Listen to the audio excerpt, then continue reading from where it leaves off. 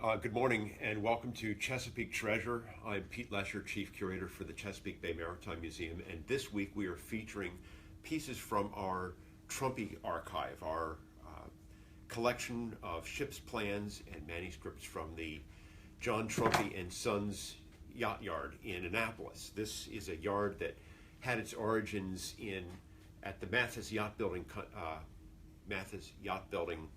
Company in Camden, New Jersey. It became the John Trumpy and Sons Yard by 1943, and after World War II moved to the shores of the Chesapeake Bay in Annapolis.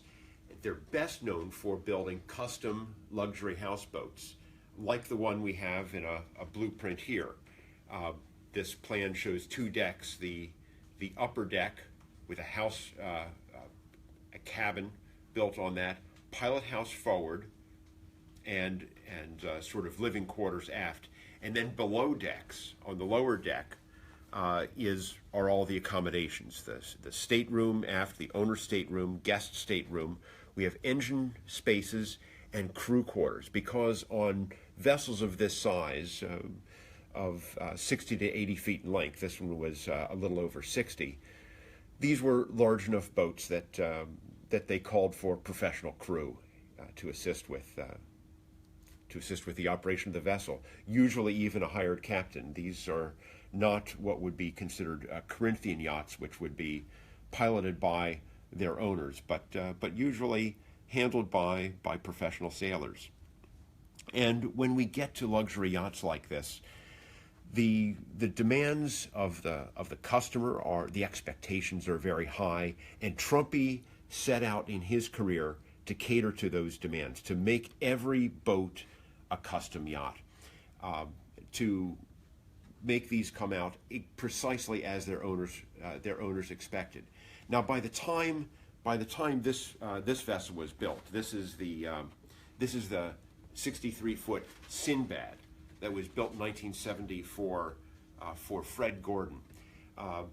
Fred Gordon is an attorney from Rochester, New York, and he had correspondence with the owner, and he had particular expectations about how certain things would be finished, about having a bar sink on the after deck, and a locked cabinet for the liquor for his guests to be served back there.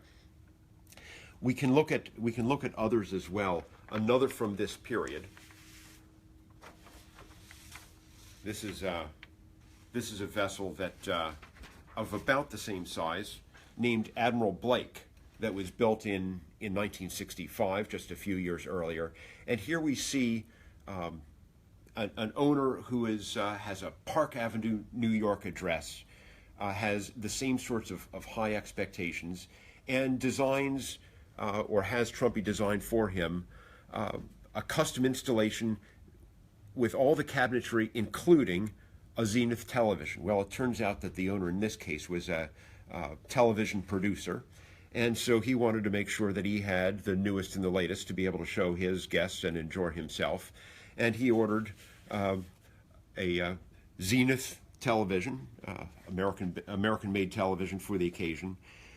All of the finishes in the yacht are being custom ordered for this. So the collection now includes sample materials that they would have included for the cushion coverings, for the floor coverings, Nautilex for the overhead.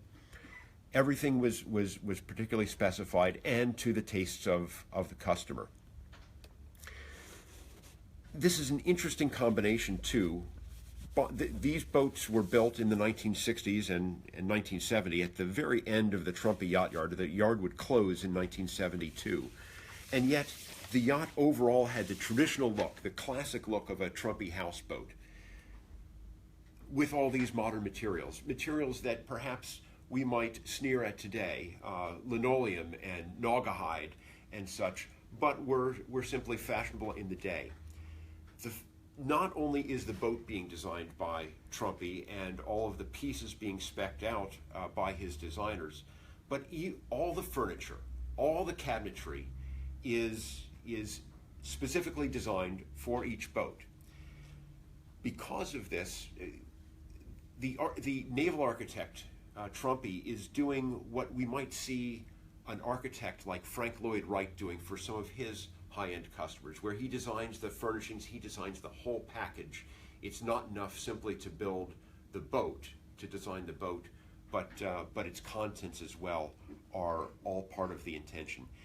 And so some of these ships plans collections we have might include 80, 100, or even more drawings before you come up with a complete design package. Some of these will get reused from design to design. If he uses the same hull lines, for example, for 3 or 4 different boats, the cabin configurations will change, the cabinetry will change, in this case, bar configuration on the after deck will change. And all of this is documented now in this set of ship's plans and drawings and accompanying manuscript materials that we are in the process of cataloging this summer with the assistance of our interns. All of this is now to be made available to the public for reproduction, and we hope in the coming year we'll make some of this accessible online on the museum's website as well. Thank you for joining me this week for our Chesapeake Treasure. Look forward to seeing you next time.